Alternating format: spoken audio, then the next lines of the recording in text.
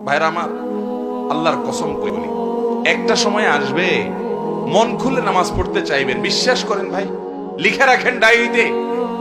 আপনাকে যদি আল্লাহ হায়াতে বাঁচিয়ে রাখেন, যুবক ভাইয়েরা, তরুণ ভাইয়েরা, একটা বয়স আসবে মনে চাইবে একটু রবকে মন খুলে সেজদা দিয়ে একটু লম্বা করে রুকু করি, পারবেন না, অসুস্থ হয়ে যাবেন, রোগবালায় ধরে ফেলবে। বাবারে, সে সময় আসবে না? বৃদ্ধ মুরব্বীদেরকে, চাচাদেরকে জিজ্ঞাসা করেন, চাইলেও ওযু ধরে রাখতে পারে না, নামাজ পড়তে পারে না, চাইলেও পারে না। একটা সময় আসবে চাইবেন, পারবেন না। নামাজটাকে সুন্দর করেন, সময় মতো পড়েন, অনেক রাকাত নামাজ পড়বেন, নফল নামাজ পড়বেন। এটা চেয়ে উত্তম হলো ফরজটা পড়লেন, মূল সুন্নত গুলাই পড়লেন, কিন্তু ধীরস্থিরতার সাথে পড়লেন। 10 রাকাত তাড়াহুড়া করে পড়ার চাইতে 2 রাকাত আস্তে আস্তে পড়া অনেক বেশি। নামাজ সুন্দর করবেন তো ইনশাআল্লাহ। আজকে আপনাদেরকে একটা কথা বলে রাখি, আপনারা যখন মসজিদে যাবেন একটু খেয়াল করেন ভাইরা, যে কোন মুসল্লিটার নামাজের সবচেয়ে বেশি সময় নেয়। আমি খেয়াল করি,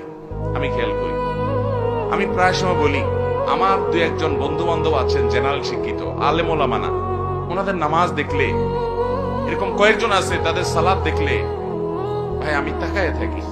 আলহামদুলিল্লাহ, আমি নিজে আমার সালাত কিতাব পত্রে পড়েছি, মানুষকে পড়াইছি, শিখাইছি, বলছি, কিন্তু দেখছি যে নামাজ কত সুন্দর করা যায়।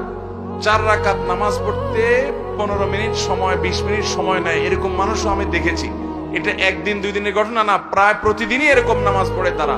অনেক বড় বড় ব্যবসায়ী, অনেক বড় বড় শিক্ষিত, শত শত হাজার হাজার মানুষ চালাইতে হয়, এইরকম লোকজন মিটিং সিটিং দুনিয়ার ঝামেলা আছে, সব চলে যাক, নামাজে দাঁড়াইছি, নামাজ শেষ করার কোনো কাহিনী নাই, সবকিছুর আগে ধীরস্থিরতার সাথে নামাজ। ভাইরা আমার, এই নামাজটা আমাদেরকে আল্লাহর সবচেয়ে নিকটে নিয়ে যাবে। যার নামাজ সুন্দর সে সবচেয়ে বড় আপার ক্লাসের মুত্তাকি, যার নামাজ যত খারাপ সে তত নিচু ক্লাসের মুত্তাকি। এই জন্য আমি মসজিদে গেলে খুঁজি যে আমার চাইতে লম্বা নামাজ কিনা, যদি পাই তখন ঈর্ষা করি যে তারে এবার ফেল করতে হবে, আমি তার চাইতে আস্তে আস্তে নামাজ পড়তে হবে। আমি একটু তাড়াহুড়া প্রকৃতির মানুষ, এই যে কথা বলি দেখেন হুলস্থুল করে বলি, ধীরস্থিরতার সাথে কত সুন্দরভাবে মানুষ কথা বলে, আমি পারি না, আমার একটা রোগ।